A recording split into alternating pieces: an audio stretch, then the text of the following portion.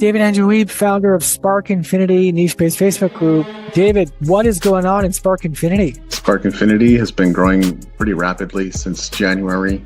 We started with literally 4 or 5 members, now to well over 1,400 people, serving creatives and creators, poets, artists, visual artists, musicians, actors, actresses. What should members of Spark Infinity be prepared for? What are the live shows about? We like to interview people and get a sense of who they are, the kind of things they do, highlight them, and especially their amazingness, their personality, their superpowers, whatever makes them great. That's what we like to highlight in those conversations. So how could members of Spark Infinity also benefit from Bump Global? For one thing, there are so many amazing heart-centered founders of various niche-based Facebook groups that if you wanted to be interviewed, you could just put yourself in the middle of the storm and find all kinds of groups to be featured in and interviewed in all day long. And the other thing is, if they have the desire and the work ethic to build their own niche-based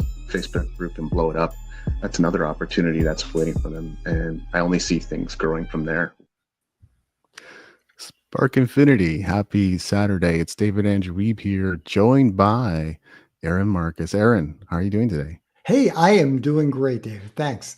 Awesome. So good to have you. And I know having chatted with you a little bit before we went live, there's certainly things we're going to find in common and certain parallels in the industries we've served to this point. But why don't you give us a little bit of a background on who you are and your journey? Well, who I am, I'm still trying to figure that one out. But my job is, my daytime job is I've been a full-time actor for a little over 40 years. And I do everything I can get my hands on that's legal, from feature film, TV commercials, radio spots, narrations, training films, commercial modeling work. And I do a lot of workshops. I've done over 800 workshops. I do private online sessions. I have a YouTube channel where I just share free quick tip videos with people, and a website. Well, actually, there's a lot of things, but on the website, I also share a lot of information, and people can sign up to be on my email list. And I'm sure a lot of that comes from your lived experience in the industry, right? Oh, absolutely. I mean, look, I'm still learning. And I mean, besides periodically taking classes, but every job I have, I learn something new from that. And that's one of the reasons why I love doing workshops, private sessions. It's my way of helping other people based on real experiences. Yeah, absolutely. I know from building my career as a composer, and thankfully award-winning composer, building up your IMDb resume is kind of a big thing, right? So how does one go about building their resume from scratch? It's hard. Yeah. But one thing that everybody has to remember is that even the most famous actors who've gotten multiple Academy Awards, they all started with an empty resume. And you do one job at a time, and you learn from that experience, and you make connections, and you keep getting better at your craft. So to be a little bit more specific as to how to go about doing that, there are lots of different ways. If you're just getting started and you're trying to if you're interested, let's say, in film work, something that I would highly recommend that people do, pretty much no matter where you live, it could be a small market, it could be a big market.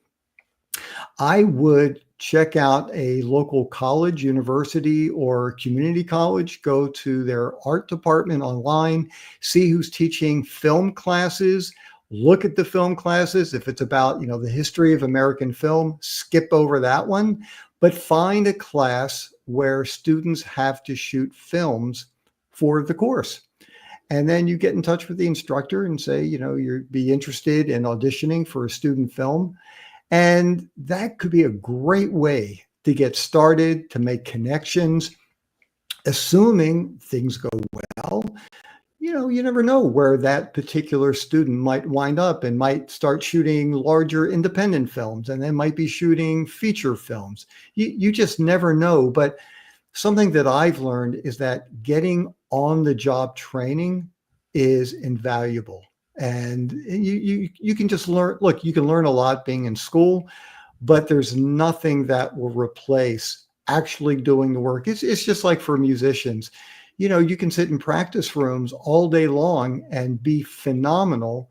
But and the reason why I know this is because in a previous life, I was a musician. I know we hadn't talked about that, but I toured for 7 years.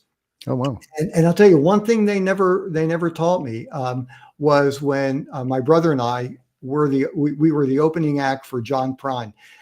And when somebody didn't like something that was said by my brother and he started rushing the stage and security had to grab the guy, that wasn't anything I learned in music school. I had to deal with something like that. So yeah, getting real world experience and studying with people who are actually in the industry, those things are just amazing and so important. Terrific tips, and in the industry, we often talk about being a good hang. That's such a key part of being able to be around different personalities, work well, not get angry or agitated in the wrong moments. So you end up losing the gig or not. Yeah. And and the other thing too, and I'm glad you brought that up. Look, like in any kind of job, sometimes you have to learn how to deal with people you don't necessarily like. And I'll tell you, I'm not going to name any names, but there are some agents who I work with. I'm not thrilled with them. They aren't people that I would hang out with, people that I would want to spend time with or open myself up and share information with. But they're good agents. They get me great auditions, and so like with any kind of job, you learn how to deal with difficult people sometimes. Now, there is a difference between somebody who's just difficult and somebody who's crossed the line and has done things that are inappropriate. That's a whole separate thing. But yeah, you just have to learn how to adapt and use your acting skills to move forward. I totally agree. You definitely have to be mindful of people who are trying to take advantage of you. We often hear in the music industry about, record contracts from hell and stuff like that. So you got to be mindful of the contracts you sign. And I'm sure it's the same thing in your world. Oh, absolutely. I mean, look at all the session players who years and years and years ago never got residuals, and they, built the sound. Jeez, yeah. And so, yeah, that happens all the time. Well, I shouldn't say it happens all the time, but yeah, you have to be very aware. And part of it too is having the knowledge to know that you're not being taken care of properly, because quite often we just don't know, especially if you're just getting started and you just think, oh, okay, I guess this is how things work. Well, not necessarily. Definitely. To share a little nugget from my own story, people should know that my acting credits and my composer credits list is actually very short. It's not like I've done a lot of things. Lucky to have won multiple awards for the composing work I've done. I just haven't focused on that side of my life, but I do evaluate offers as they come up, of course. But I recall one of the first things I did was just start building my portfolio, composed a bunch of music in different styles and just tested things out and created some mood music that might fit in a video game or a movie.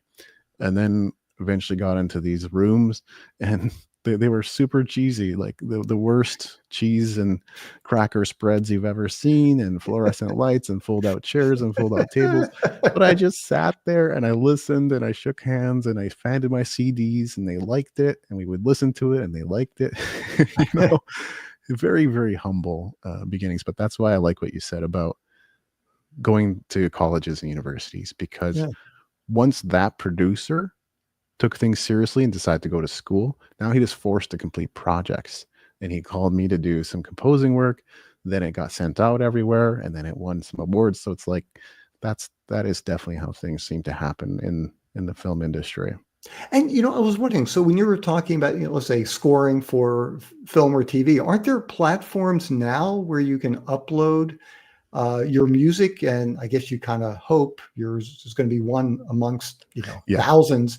But aren't there some really helpful websites that, you can upload things to so you can be considered? absolutely there are. One is a music library, and if you upload your music there, there's an opportunity that it will potentially be used. But as you said, it's pretty much just one track among thousands that may Right. or may not get selected depending on what supervisors are looking for at this time. But there are also companies that proactively help place your music in different commercials and TV shows and movies. Even Submit Hub, I think, can help you find sync and licensing opportunities. So there are definitely a lot of different platforms. Expect to spend a good chunk of money. I think if I recall correctly, Taxi is one of the best services out there for this, but they've been around a long time. Yeah, and for lots of services, even like for getting more traction on whether it's Instagram or YouTube or Facebook, it is amazing to me how many emails I get from people who claim, "Oh, I can get you, 10,000 new followers a month, and you'll be Yeah. number one." And I did try a couple of folks, and one of them almost got me shut down because they were doing things that they shouldn't be doing. And I had no Yeah. idea what they were doing. So yeah, I guess for any kind of service that people are providing for you, you just have to be really, really careful. And that includes, agents or people who call themselves agents.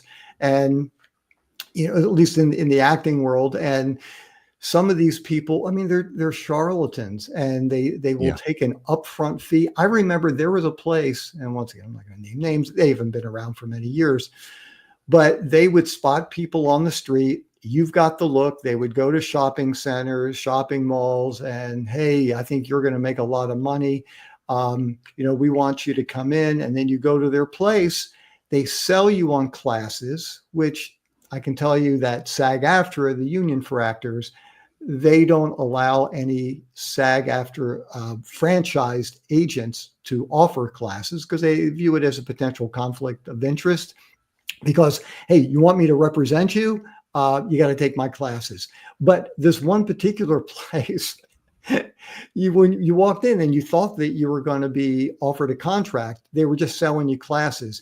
Not only were they selling you classes, they actually had an ATM machine in their in their office. Wow. And basically you had to sign the contract then and there, give them a down payment, I don't know, like $1,000 or $1,500 to take these classes. And essentially they would say, if you said, well, I got to think about it, I need to talk to my spouse about whatever. Hey, we're not interested in working with you if you can't make a decision. If you're not interested in moving your career along, we're not going to work with you. Go to the ATM, make a deposit, and then we'll talk, and then your career will take off. And so for some people, they just don't know that that's not a very shady thing. And legitimate agents don't work that way. Yeah. In a way, you're speaking to the origins of Spark Infinity, because this whole thing started as a thought of, hey, let's grow our social media followings together. We had co-hosts that sometimes come and go and join us on different streams. It's more rare than it is common at this point, but I'm still in touch with all my friends and cohorts and what we've created. But for about 4 months, I just on Instagram, I tried everything, including kind of the paid promotion stuff you talked about. Like, fortunately, I didn't pay for anything that was super shady, but there is, one thing that did occur as a result was my following keeps going up, but I know like a chunk of that is just filler. It's not like real legitimate good accounts.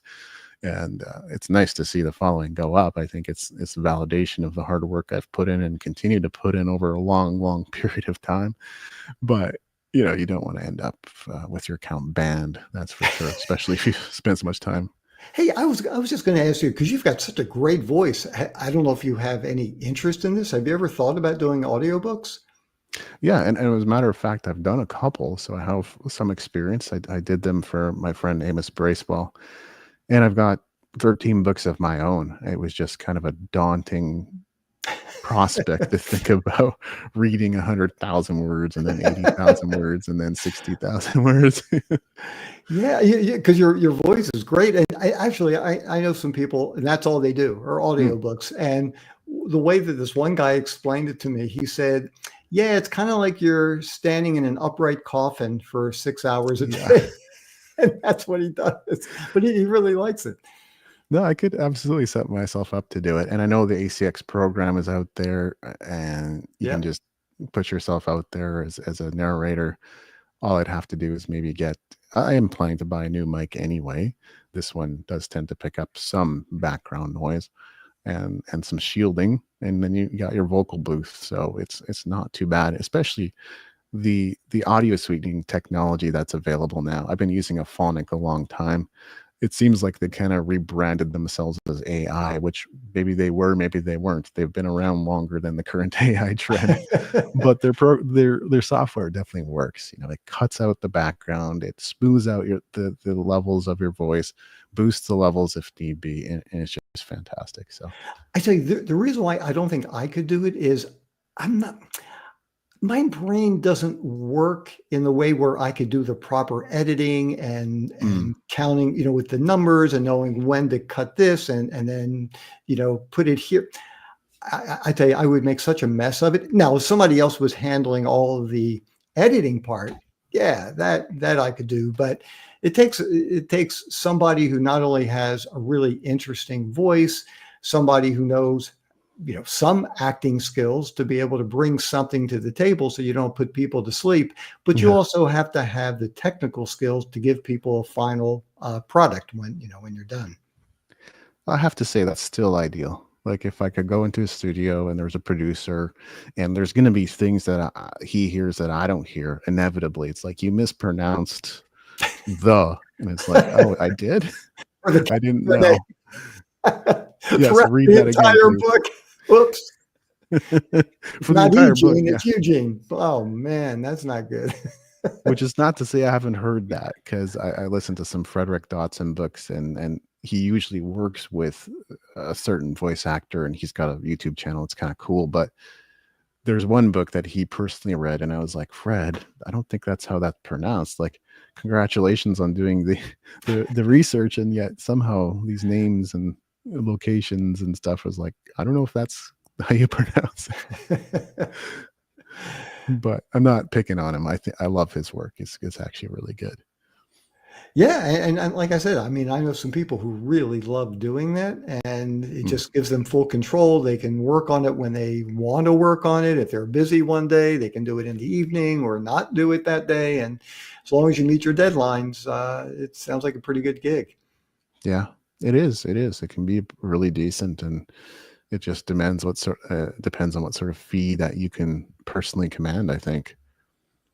Yeah, and sometimes people will prefer, because I know with ACX you can also do a percentage. So Mhm. you don't get Yeah. a upfront fee, but you get a percentage, and then you just hope the book sells, because otherwise you spend a lot of time and you're not going to Yeah. get much back. But the other interesting thing with that is, and it's kind of like the same thing for me, like especially when I first got started, I took on some jobs that were very low paying jobs, or I would travel long distances and I had to pay for my own transportation and hotels and meals and things like that. And, I never based accepting or turning down a job based on money. Mm, And yeah. I don't know if it's right or wrong. I know some actors, they're not going to roll out of bed unless it's a principal role, and even for commercial modeling. And if you want, I can spend like 30 seconds just telling people what commercial print work is all about in case Yeah. anybody's interested. Okay, so really fast. So whenever people hear about modeling, everybody immediately thinks of fashion models. These are very tall, very thin women who you have to start off pretty young, and your measurements are going to be 34, 24, 34. Your height is going to be between 5'9" and 6 feet tall. Guys are 6 feet to 6 feet 2. You're going to wear a size 40 jacket. And basically what you do as a fashion model is promote high-end designer clothes. That's what you do. You walk the runway, and essentially you are a coat hanger having to make the wardrobe, the samples that they create to make them look interesting. That's your job. Now, there's a whole other world of modeling out there, which is what I do. And I've done hundreds and hundreds and hundreds of these things. It's called commercial modeling, commercial print. Basically, these are all the ads that are non-fashion that you see in magazines, newspapers, brochures, on billboards, posters, sides of buses, on packages. And we run the gamut from guys who are really handsome, which I'm not, women who are beautiful, people with great bodies, people who are out of shape, all ages. I've worked with kids who are 2 months old, worked with people in their 80s and everywhere in between. And I love commercial modeling work. Some days I might be maybe I'm the patient. I'm a guy who's got migraines, and so it's for some pharmaceutical company. Or maybe I'm the social worker, or I'm the doctor, or I'm the lawyer, and I'm working with somebody, and it's for somebody's law practice. So I know I kind of jumped a little bit. What I was getting to is, there were times where I got paid very little money for those things, but I did them because my thought was, number one, I'm hoping it goes well. I assume it will. And I will get a tear sheet. I'll get a copy of the ad. That copy of that ad might be invaluable to me because when I can show it to other people, it lets people know that other people have hired me. It also gives them an opportunity to see what I really look like in an ad. And even though it might be a low-paying job, well, maybe that photographer is going to be working on a national campaign on billboards, next month. And assuming, he or she likes my work, why wouldn't they hire me again? And so, I just think getting the experience is invaluable. And, I'm not telling people, don't take a job if it's not, at least a certain amount, but I don't know. Now, I have turned down some things based, and very, very few. Like I've done almost 1,300 jobs, and I think I've turned down 6 or 7 jobs in my life. So not that many. But I remember one. It was a political spot. And once again, not to go into details, but it was somebody from the Midwest. I think he was running for Congress. And I'm the guy on the street who was supporting this guy and just saying how much I like him because of his views. And what I would have to say was so insulting to me. I thought it was so outrageous. Certain people shouldn't be in Congress. And it just felt so horrible. I thanked the agent for thinking of me. And I just said, I'm not available. If I had a close relationship with the agent, I would have explained it, but I didn't. So I just, thank you so much. I'm just not available. That's how I get out of jobs sometimes if I really just don't want to do it. So yeah, I mean, there are times where I have turned things down, but it's not based on money. It's just based on, I don't want to be associated with it and I don't want to be a part of it. But man, just getting the experience, you just never know what can happen from that. Yeah. Income should definitely not be the single determining factor. As you said, it can be a resume builder. It can help you grow your network. It can help you get to your next job. So you can't just be thinking in terms of whether it pays or not. In the audiovisual industry, I noticed that because I was a theater tech for a while too. I noticed that if you didn't say yes to most jobs, you kind of just didn't get a call for an extended period of time. So I decided there came to a point in my career when it made sense for me to leave and no longer participate in being a theater tech. So that's fine. But definitely once the job started rolling in and I needed the income and it kind of worked with the other things I was doing, it's pretty much yes, unless I was absolutely not available. I remember. I'm sorry. Go ahead. I didn't mean to interrupt. Oh, I was just gonna add that I remember going to play a gig in Edmonton from Calgary. So about 2.5-3 hour drive, playing the gig and coming home late night from the gig back to Calgary, sleeping for a couple hours, and then going to on Saturday, going in to do some theater tech work. So usually that did not happen that way, but there was one instance. Wow. Well, and it's so interesting when you were saying the yes. It never even dawned on me, but I was talking with somebody and she just pointed out, she said, you say yes a lot. And Mm, and one of the last things where that came up, once again, I'm going to make a long story pretty short. So I got cast in a movie with Tom Hanks called A Man Called Otto.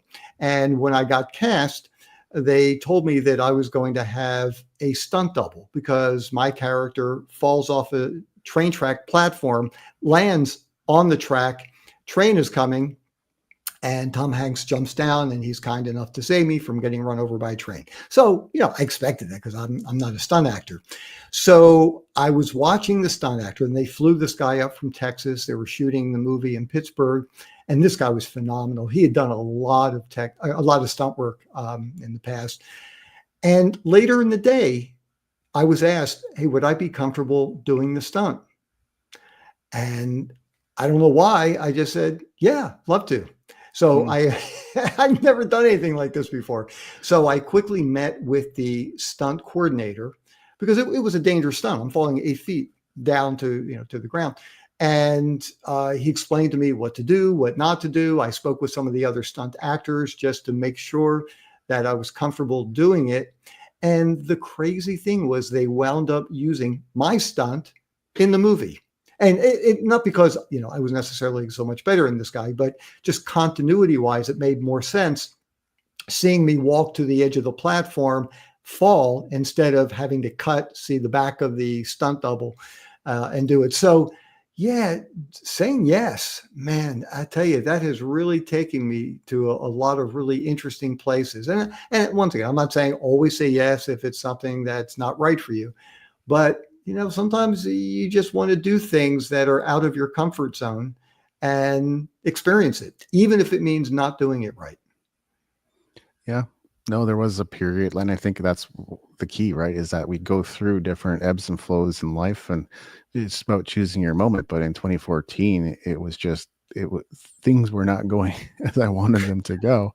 And when the opportunities started showing up about halfway through the year in like July, then it was like yes to everything.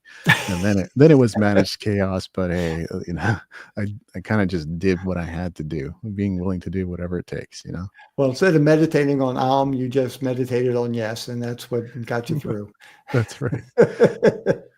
One other comment on charlatans, and then we can move past that. Yeah. I Okay. was recently approached by someone via email who was interested in interviewing me, and of course, I do get those, and it makes sense that people would want to interview me if they get to know me and understand the body of work that I've been able to create to this point.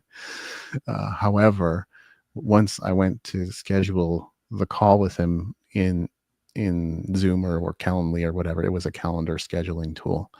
It then said, "Are you okay with $100 production fee?" And I'm like, I don't charge people to come onto my show. So at that point, my expectation is going to be like, I haven't had the conversation yet, so we'll see where it goes. But like at that point, I'm expecting advertising. Like you're going to do something for me to get this in front of an audience of 5,000 or 10,000, because for $100, I can spend $5 a day on Facebook and reach quite a lot of people. Yeah. So $100 production fee to be on your show. Would you ask Dan Kennedy or Russell Brunson for that amount of money? Like, hello. And I'm not putting myself up there with them, but like, I hear someone that's kind of well on its way in progress to kind of reaching new levels. So And $100 for production. What, does Zoom cost? Zoom doesn't cost that much. I can tell you that. it And certainly doesn't. and somebody, I don't think it was necessarily the same one, but basically they wanted me to do a workshop for I don't know, their group online, and they wanted me to pay. And I said, I'm a little bit confused. I'm a little bit Yeah, confused here. Normally, I get paid for that's right. doing a workshop. I normally don't pay other people for me to have the privilege of working and doing a workshop. So, Yeah, exactly. So weird things do come up, but I have to say that's probably my biggest pet peeve when people approach me and say, "Oh, your latest episode of Creativity, Excitement, Motion was so awesome, and we loved how you talked about this. It made me think of this guy, and you should interview him." And I'll respond and say, "Cool. I have a place called Spark Infinity. I interview just about anyone. If you're willing to help me, I'm willing to help you. It's free. I'm here to serve. I'm here to spotlight you and highlight you. I'm here to like bring out the best in you on the show. And then they come back to me and say, so who have you interviewed and who's your audience? It's like, you have Google, right? I think it might be in your best interest to know who you're talking to. And again, not to prop myself up. That's not what it's about. I'm just saying, like, you probably want to know who you're talking to. I think that's a good idea. Yeah. Yeah. So what about headshots? I think most of us, we've watched sitcoms. It's impossible not to watch sitcoms for that not to come up, right? At some point, like Joey Tribbiani, he's got his headshots because he's trying to get acting gigs. But how important is that? And how do people get good headshots for their work? Yeah, that's a great question. And I tell you, headshots in some ways is more important than your acting skills. Ah. And the reason why I say that is because you can be the greatest actor in the world, but if your headshot just doesn't sell you well, then when your headshot is being submitted along with maybe 1,000 other headshots, and the casting director is looking at it and saying, nope, nope, nope, nope, don't like it, then you're not going to get a chance to show your acting skills. So once again, so I wrote a book, How to Become a Successful Actor and Model. I have a whole chapter just on headshots, but let me just kind of condense it for people. Number one, you need to know who you are, or even better, how people see you.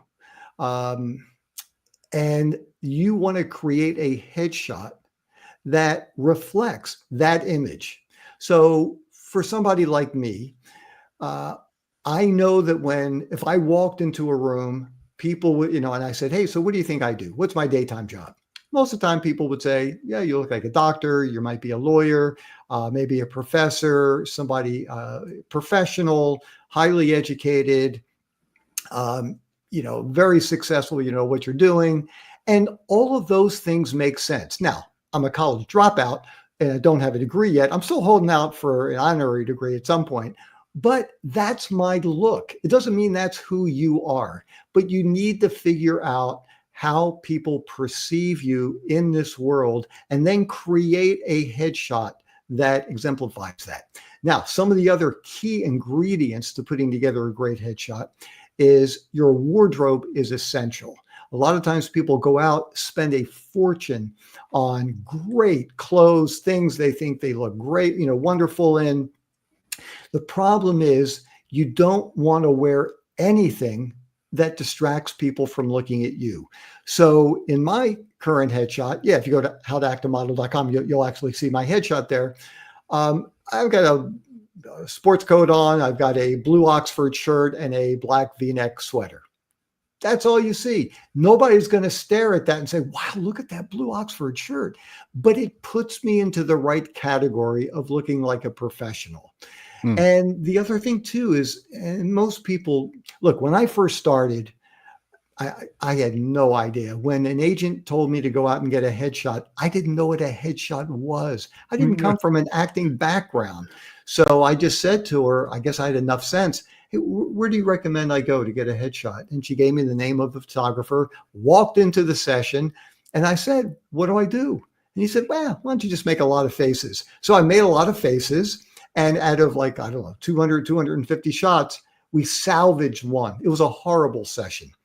So what I learned from that is, for me, I'm going to create a commercial headshot as opposed to a theatrical headshot. Theatrical headshot's more serious. You're not showing a lot in your face. Your eyes are saying everything. It's deeper. It's more brooding, not like, the friendly kind of look. But I create a commercial headshot because that gets me both theatrical work and commercial work. So I want to make sure, because I know how people perceive me, I want to look like someone who you like, somebody who's approachable, somebody who has confidence, someone you'd want to spend a couple days with on a set, a couple months with on a set. So what I do is I use my acting skills for this. And if I'm looking into the camera, I will say to the photographer, oh, can I just have a second? I will slightly turn away. My body's in the right position. And I will think of somebody in my life who I care about. somebody who I love. And when it comes in, boom, then we do the shot. I look away, do the same thing, come back. And because I like to break it up and not just stand there and have, 5, 10 shots done in a second. Otherwise, if you do that, you don't have time to recharge your batteries and you kind of look like a model. You kind of look stiff. It doesn't look real. You might have a nice smile, but your eyes are dead. So anyway, you just have to make sure that there's life going on, that you're thinking during the shot. People don't have to know what you're thinking about, but there has to be something going on. And that's what grabs the attention of industry professionals. Look, it's always best if you can find a headshot photographer, someone who specializes in that. If somebody's doing, weddings and funerals and stuff, and I'm not saying they wouldn't have the skills to do a great headshot, but sometimes a really great headshot photographer not only is technically skilled, but they are therapists. And when they see that perhaps you're nervous, you're a little uptight, you're a little anxious, they know what to say to you to get you to relax, to calm you down, and get the best out of your look in that shot. So anyhow, those are just a couple things. Actually, if you go to my channel, YouTube channel, I've got quick tip videos just on headshots, so check those out too. But I hope that's helpful to people. Excellent advice. Yeah. And I think finding the right photographer, because I've gone through that too, makes a tremendous amount of difference. Piggybacking off of that, a conversation about agents, like so often artists, even actors, actresses just want to do the creative work and not have to do any of the other work, marketing themselves, shaking hands, attending events, so on and so forth. And it happens frequently with musicians, right? And they're like, well, I just want an agent and a manager and a promoter. And I'm like, so with what 10 to 15% are you going to be paying them with? They're like, what do you mean? I said, they're taking 10 to 15% of your income. Like, that's how this works. So if you're not making $5,000 a month, I'm sorry. Like, they have to manage their portfolio and their roster. And if a band's making $100 a month, like, are they doing it out of the kindness of their own heart? I guess, but they're going to drop artists who are problematic. They're going to drop artists who aren't earning much. They're going to keep the ones that they enjoy working with and pay well and are already earning a good income. But it's also possible to navigate this whole thing without an agent, right? Oh, absolutely. Look, the fact of the matter is, for actors, we can get work without an agent. Agents can't make a living without us. And I think that's a really helpful thing to keep in the back of your mind. Now, having said that, I think it's really helpful to have an agent. I do market myself. I do try to get work of my own. And sometimes I will still send it through an agent. A great example of that. So there was a Netflix show called House of Cards. I think it might have been the very first streaming show in the world. And I auditioned for that show 14 times. Over a 2-year period. And there were a couple of different agents who were submitting me, but the casting director knew me so well because I saw her a lot. The 15th audition, she just contacted me directly. She shot me an email, said, hey, I've got an audition. I think you'd be good for it. Would you like to come in and read? I said, sure. And it just so happened that 15th audition was a recurring role on the show. Now, I didn't have to send it through an agent because she contacted me directly. Having said that, I still sent it through an agent. It was a guy who I really like, someone who I wanted to make sure that he knew that he should keep submitting me a lot. And it was because I'm SAG-AFTRA. In the States, that's the main union. In Canada, it's ACTRA. But it was a great 10% investment for me. So if you are a union actor in the States, we can only pay our agent a 10% commission fee. Now, if you have a manager, you're going to be paying the manager 15%. So if you have a manager and an agent, you're really shelling out 25% of your earnings just to representation. Once again, I think that's a great investment. Now, when I say great investment, so I just want to make it clear, I don't have a manager, but if I were, at a different stage of my career and I was moving to LA or New York and I didn't have contacts, I didn't have an agent, I'd probably get a manager first. But, sometimes people complain, you're giving out 25% of your, yeah, but another way to view it is you're getting 75% of a booking. And if you didn't have that, you would get nothing, most likely. So, because sometimes the bigger casting directors, if they're working on bigger projects, they want to go through an agent. So, yeah, you don't have to have an agent to get work, but I highly recommend that you do because they're going to hear more about projects happening in your area than you will. And they can negotiate for you. Just kind of like with what you were saying, some musicians, some actors, we just want to do our thing, not deal with all that stuff. Yeah. So another reason why I sent it through this agent for House of Cards is if there's an issue on the set, if there's a problem with finance, I don't want to deal with this. Yeah. I've got a job to do. I'm an actor on this show. That's it. I don't want to deal with any of this other stuff. And for me, and once again, I'm not an accountant or a CPA. I can't give you, tax advice. But for me, it's a write-off being able to, pay agents or pay, other industry professionals if I, have to pay them for something. So, yeah, I definitely recommend marketing yourself, but yeah, try to find an agent. Excellent advice.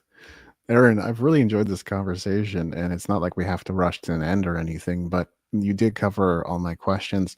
Is there anything else we should have talked about? Oh, there are probably 10 million things that we could just, hey, we'll set it up for another time if you would like. Yeah. There are so many other things we can discuss, when to turn down a job, how to deal with nervousness, more specifically of finding work on your own, how to smell out scams. There are a lot of different things. So the only thing I was just going to say is if anybody has any questions after this, please feel free. Just go to howtoactamodel.com. I have a contact button. I'm really good at getting back in touch with people. And feel free to shoot me an email. I'm not that smart of a guy, so I can't promise I'm going to answer your question, but I will do my best at trying to answer it for you. I will respond. I mean, I am. Just also let you know, tomorrow I'm heading to LA and then Orlando. I'm doing workshops all week. So it's going to be kind of a crazy week for me, but I'll check my emails every day and see if I can get back in touch with you. And the only other thing I was going to say, if you do sign up to be on my email list, I'm going to send you a great free video. It's 6 secrets to mastering home auditions, which is something musicians need to know about, models need to know about, actors need to know about. If you are a psychotherapist and you're doing things from your home office, well, you better have decent lighting and decent sound. Otherwise, you're going to miss a lot of what your client is saying. Isn't good for a psychotherapist. So anyhow, sign up there and check out my YouTube channel. You'll find the icon right on my website. All right, everyone. Make sure to check out Aaron's website. Thanks so much for being on the show today, Aaron. Really enjoyed this, and we'd be happy to have you back. And of course, you're welcome to drop all your links in the comments of this post as well. I'll make sure to tag you. Oh, great. Hey, this was really a lot of fun. Thank you so much. This was really enjoyable. Awesome. Thanks so much. See you, Spark Infinity.